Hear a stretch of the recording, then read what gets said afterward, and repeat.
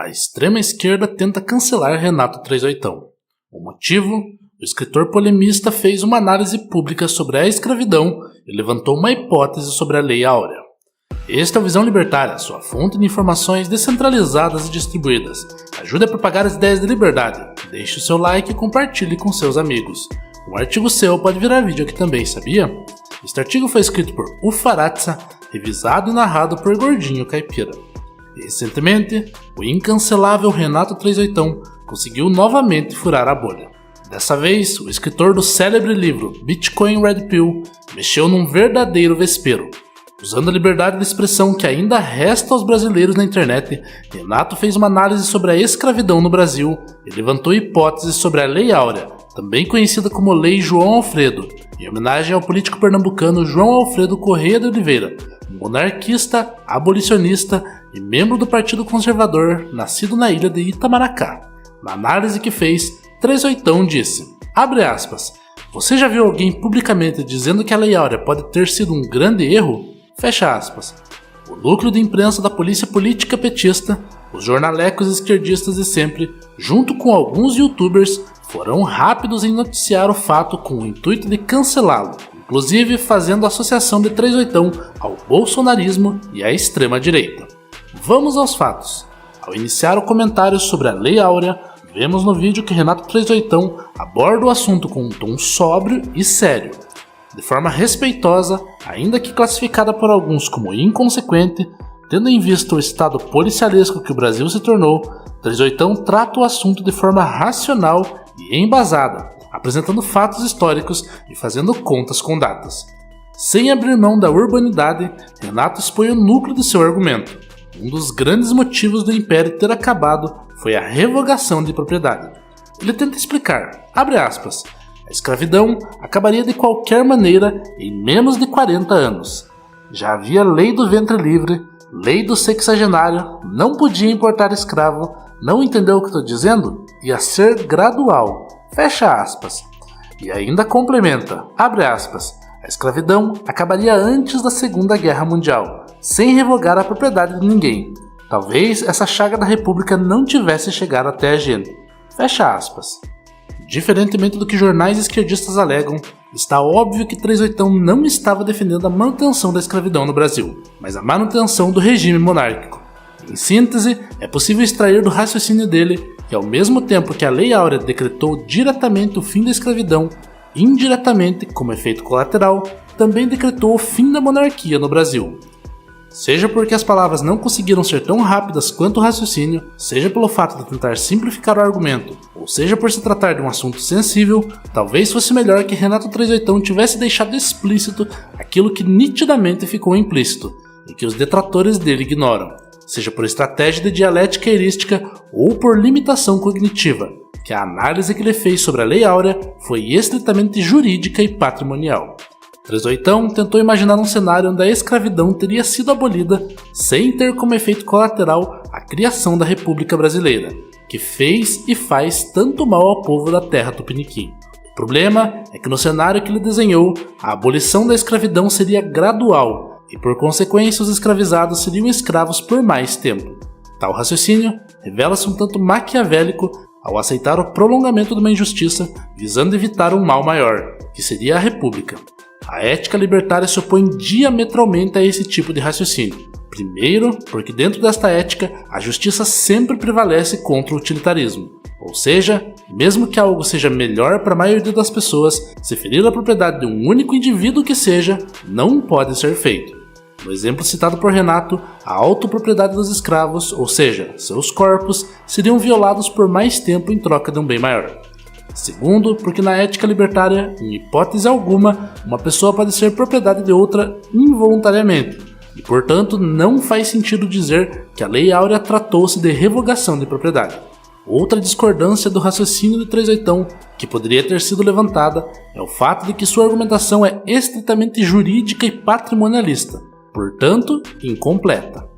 Tal recorte teórico do fato concreto faz com que o argumento só se sustente por ignorar o ponto principal da questão, que é o fato de que, embora a escravidão fosse aceitável pelo ordenamento jurídico do Império Brasileiro e que o escravizado fosse tratado como uma coisa ou um semovente perante o direito civil, ele, o escravizado, ainda era uma pessoa.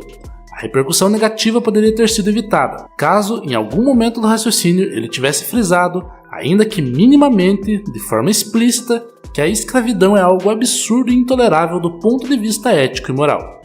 Apesar das facilmente evidenciáveis falhas na argumentação de Trezoitão, é um salto lógico afirmar que a intenção de seu raciocínio é racista. Adjetivos como infeliz, impensado, ilógico ou raso descrevem melhor as afirmações de Renato Trezoitão.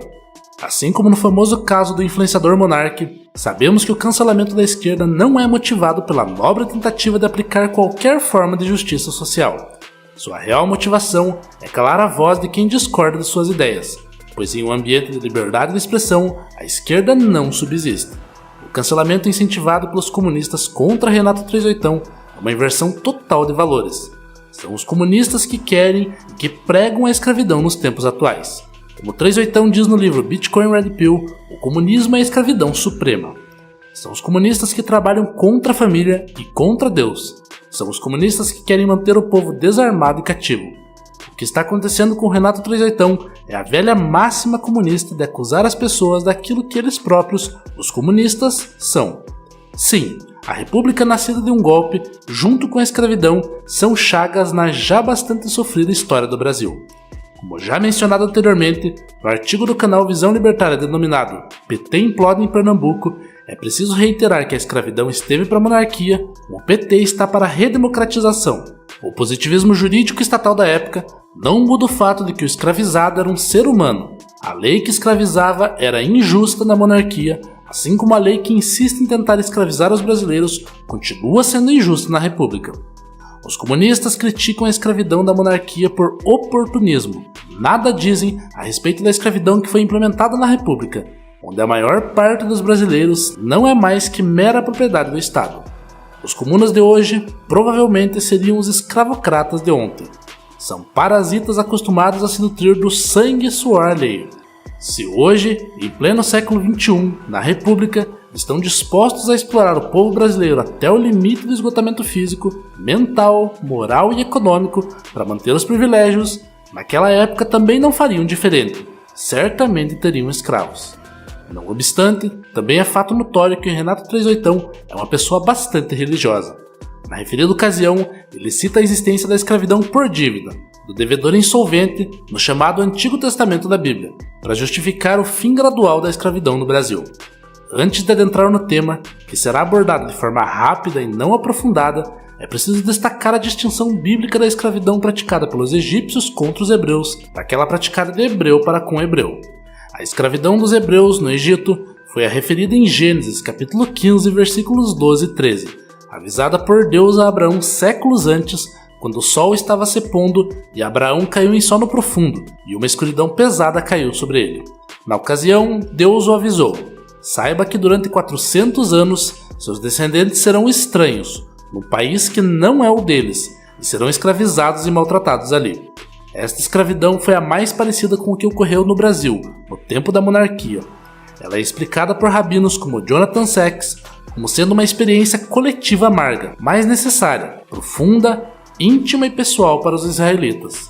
Uma lembrança que eles foram ordenados a jamais esquecer, para transformá-los num povo que não faria mais escravos e que seria capaz de construir uma sociedade livre, a mais difícil de todas as conquistas no âmbito humano. A escravidão descrita por Trezoitão era a escravidão de hebreu por hebreu. Ela tinha origem numa dívida ou numa pena alternativa à prisão por roubo. Em ambos os casos, ela tinha duração máxima de 6 anos, sendo o escravo liberto no 7º ano, sem nada ter que pagar a quem o escravizava, segundo o livro de Êxodo, capítulo 21, versículos 2 ao 6. Esse tipo de escravidão é totalmente diferente do conceito de escravidão que conhecemos hoje. Há uma série de leis sobre como deveriam ser tratados os escravos, muitas das quais estabeleciam que as necessidades do escravizado deveriam ser supridas antes das necessidades do seu senhor.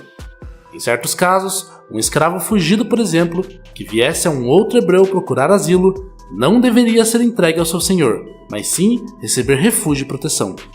Dizem os rabinos que muito embora Deus não tenha abolido a escravidão na Torá, ele colocou em ação um processo que, previsivelmente, mesmo que leve muitos séculos, levará as pessoas a abandoná-la por acordo próprio, mostrando que a escravidão é errada e que devemos ser nós, humanos, que a abolimos, em nosso tempo, pelo nosso próprio entendimento. Por fim, não se trata aqui de elencar incoerências no pensamento de Renato Trezoitão, mas caso ele tivesse refletido mais sobre o assunto ou colocado a questão a debate, alguém poderia ter chamado a atenção dele para os seguintes pontos. 1. Guardadas as devidas proporções, pode-se dizer que a atitude da princesa Isabel não foi irresponsável, foi ousada.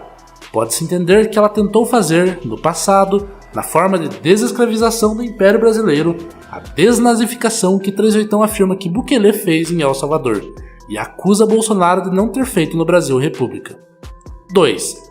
Não é coerente que, por um lado, se defenda que as pessoas saiam do sistema em vez de tentar mudá-lo, e por outro, diante de uma rara tentativa concreta de mudança do sistema, entenda-se que seria melhor para as pessoas que continuassem suportando um sistema jurídico injusto. É fato público e notório que o Brasil vive um verdadeiro regime de exceção, com presos políticos e exilados no exterior. Portanto, sabe-se que emitir certas opiniões, infelizmente, pode ser bastante arriscado. Todavia, tendo em vista o cancelamento, Trezoitão deveria aproveitar a oportunidade e dobrar a aposta, desafiando aqueles que o acusam de racista para um debate público. Ou ainda, levar para um podcast negros de direita e de esquerda para debaterem sobre diversos temas caros ao movimento negro esquerdista. Dentre eles, a escravidão no Brasil, Zumbi dos Palmares, Dia da Consciência Negra, apropriação cultural, indenização histórica e etc.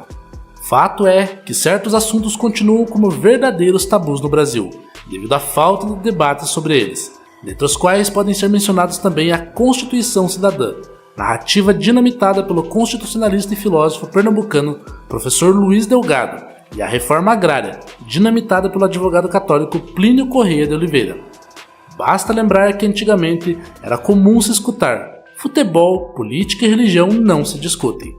Atualmente, é comum se escutar que o brasileiro não sabe a escalação dos 11 titulares da Seleção Brasileira de Futebol, mas conhece o nome dos 11 ministros do Supremo Tribunal Federal. As cartas de alforria do século XXI serão criptográficas. A informação descentralizada e distribuída é a nova Lei Áurea. Vai derrubar a República Comunista, abolir a escravidão e construir uma sociedade livre.